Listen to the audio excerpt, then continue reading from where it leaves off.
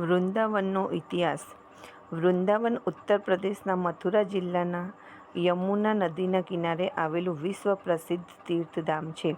હિન્દુ ધર્મમાં તેને ભગવાન શ્રીકૃષ્ણની બાળ અને કિશોર લીલાઓની ભૂમિ તરીકે માનવામાં આવે છે.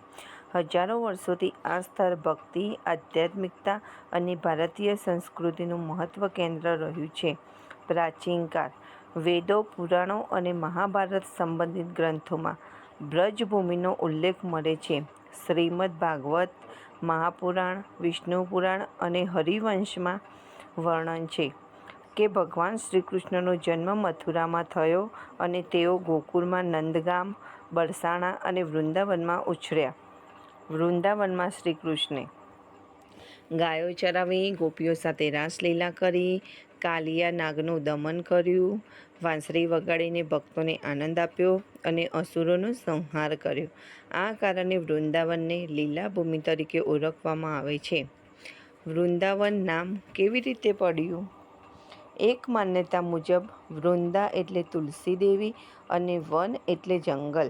પ્રાચીન સમયમાં અહીં તુલસીના ઘન જંગલો હતા, તેથી આ પ્રદેશનું નામ વૃંદાવન પડ્યું. શ્રીકૃષ્ણ પછીનો સમય. શ્રીકૃષ્ણ દ્વારકા ગયા પછી મહાભારત યુદ્ધ બાદ ધીમે ધીમે વૃંદાવનના ઘણા સ્થળો જંગલમાં ઢંકાઈ ગયા. સદીઓ સુધી અહીંનું મહત્વ સામાન્ય લોકોમાં ઓછું જાણીતું રહ્યું. મધ્યકાલીન પુનર્જાગરણ. 16મી સદીમાં ચૈતન્ય મહાપ્રભુ વૃંદાવન આવ્યા. તેમણે આ સ્થળનો ફરી ઓળખાવ્યા અને શ્રીકૃષ્ણ ભક્તિનો વ્યાપક પ્રચાર કર્યો.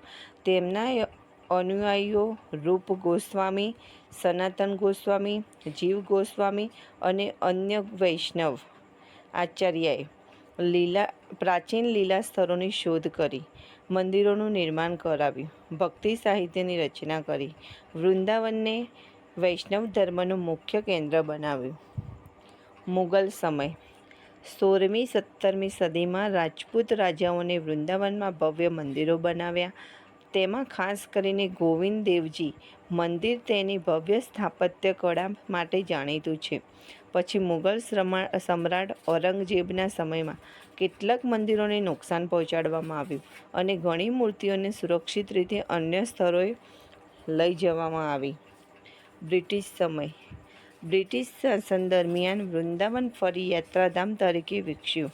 રસ્તાઓ, ઘાટો અને ધર્મશાળાઓનું નિર્માણ થયું, જેના કારણે યાત્રાળુઓની સંખ્યા વધી. આધુનિક વૃંદાવન. આજે વૃંદાવન વિશ્વભરના શ્રીકૃષ્ણ ભક્તો માટે આસ્થાનું કેન્દ્ર છે. અહીં દર વર્ષે લાખો લોકો આવે છે. પ્રખ્યાત સ્થળો: બાંકે બિહારી મંદિર, પ્રેમ મંદિર, ઇસ્કોન વૃંદાવન, કેસી ઘાટ, નિધિવન, સેવાકુંજ. ધાર્મિક અને સાંસ્કૃતિકનું મહત્વ. વૃંદાવનમાં દર વર્ષે જન્માષ્ટમી, હોળી, રાધાષ્ટમી, ઝૂલન યાત્રા અને કાર્તિકીય માસને ઉત્સવો ખૂબ જ ભવ્ય રીતે ઉજવાય છે. અહીં ભજન કીર્તન, ભાગવત કથા અને પરિક્રમાની પરંપરા સદીઓથી ચાલી આવે છે. નિષ્કર્ષ. વૃંદાવનનો ઇતિહાસ માત્ર એક શહેરનો ઇતિહાસ નથી, પરંતુ શ્રીકૃષ્ણ ભક્તિ, વૈષ્ણવ પરંપરા અને ભારતીય આધ્યાત્મિક સંસ્કૃતિના વિકાસનો પણ ઇતિહાસ છે.